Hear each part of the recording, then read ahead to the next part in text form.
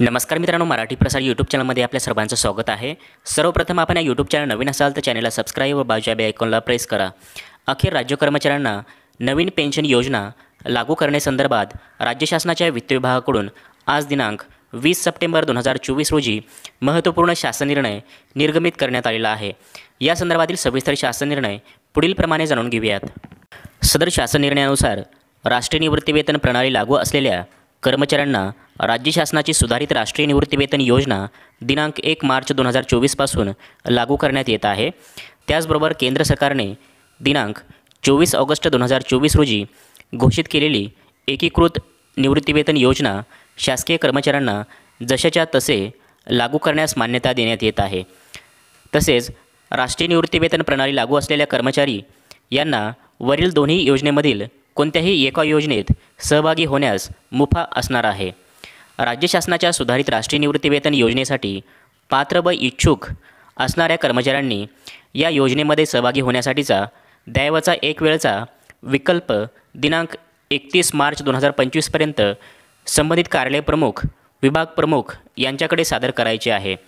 मात्र सुधारित राष्ट्रीय निवृत्ती वेतन योजनेचा वरील प्रमाणे विकल्प दिलेल्या कर्मचाऱ्यास सदर विकल्पाचा फेरविचार करून ज्यांना केंद्र सरकारच्या एकीकृत निवृत्ती वेतन योजनेमध्ये सहभागी व्हायचे असेल तर त्या संदर्भातील विकल्प दिनांक 31 मार्च 2027 पर्यंत किंवा केंद्र शासनाच्या एकीकृत निवृत्ती वेतन योजना संदर्भात निर्गमित होणाऱ्या तपशीलवार मार्गदर्शक सूचनेमध्ये विकल्पाची निवड करण्याचा नमूद दिनांक यापैकी जो अगोदरचा दिनांक असेल तोपर्यंत फक्त एकदाच देण्याची मुभा असणार आहे।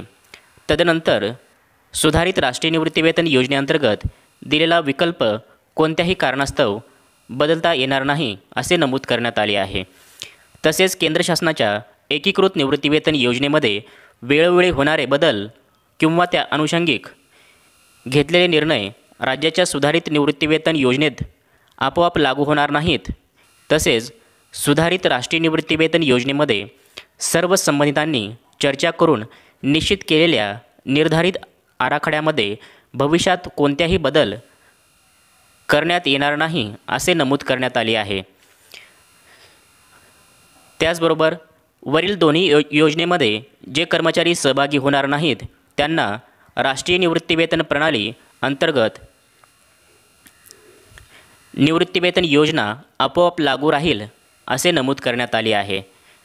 त्याचबरोबर सदर शासन निर्णय राज्यातील मान्यता व अनुदान प्राप्त शैक्षणिक संस्था, कृषीतर विद्यापीठे व त्यांच्याशी संलग्न असलेली अनुदानित शासकीय तसेच कृषी विद्यापीठामधील कर्मचारी जे राष्ट्रीय निवृत्ती वेतन प्रणालीचे सभासद आहेत व उपरोक्तप्रमाणे अटींची पूर्तता करीत असतील अशा कर्मचाऱ्यांच्या संदर्भात वरील निर्णय योग्य त्या फेरफारासह लागू राहणार आहे।